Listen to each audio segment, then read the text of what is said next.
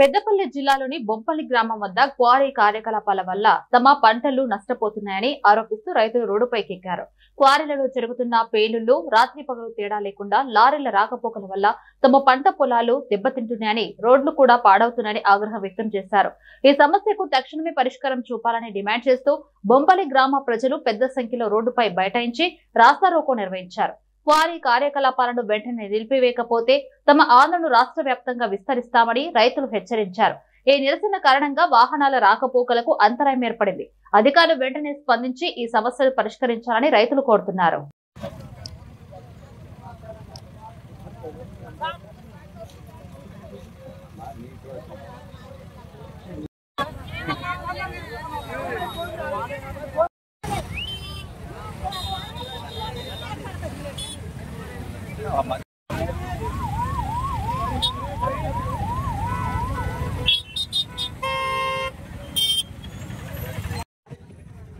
నా పేరు మెతు ప్రణీత్.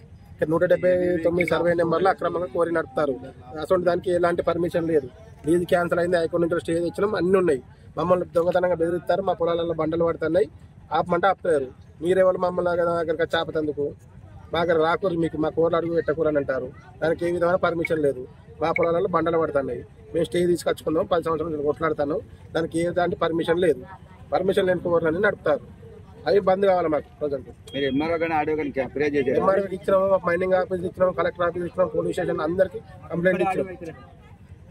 ఏమంటారు అధికారులు? ఏమంటారు కంప్లైంట్ పిటిషన్ తీసుకుంటారు, సపరేట్ ఉంటారు. పిటిషన్ తీసుకుంటారు, సపరేట్ ఉంటారు. అధికారుల నుంచి ఎటువంటి స్పందన లేదు మాకు.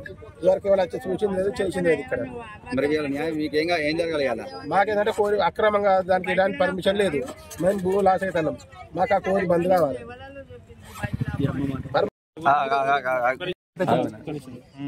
సర్వే నెంబర్ 179 అన్న. దాదాపు ఇప్పుడు ఇక్కడ 10 మంది ఉన్నారన్న. 10 మంది ఎగ్జాక్ట్ గా నేను చెప్పలేను కానీ దాదాపు ఇంచుమించు 50 నుంచి 100 ఎకరాల పైనే ఉంటుంది కానీ తక్కువ అవుతుండదు అన్న. నేను కరెక్ట్ చెప్పాలంటే ఇక మరి ఇప్పుడు ఇది జరుగుతున్న విషయం మరి అధికారులకు ఎందుకు తెలుస్తలేన్న, మరి అధికారులకు రోజు కంప్లైంట్ ఇస్తాన కొద్ది తీసుకుంటారు, మరి వేలు పెడతారన్న. మరి అధికారులు ఎందుకు వచ్చేసి ఎంక్వైరీ చేయరు? అధికారులు వస్తారు, 1 రోజు 2 రోజులు వస్తారు, చూస్తా లేదా విధంగా పోతారు. మరి అధికారులు ఉన్న తర్వాత మరి మీ ఎందుకన్నా, మరి రైతు అవసరం లేదనేది ఉంటే మరి ఉన్నట్టు అన్న. మరి మీకు పొలం పండిస్తే ఏమంటారు? మేము వీళ్ళు పండించేది వరి అన్న, మీకు వండిస్తే ఏమన్నది అంటారు. అంటే ఇప్పుడు వండించాను నువ్వు తింటలేవా? ఇప్పుడు ఇక్కడ నుంచి ఏ దేశాలకు పోతాను, ఏ రాష్ట్రాలకు పోతాను, ఎక్కడికి పోతుంది?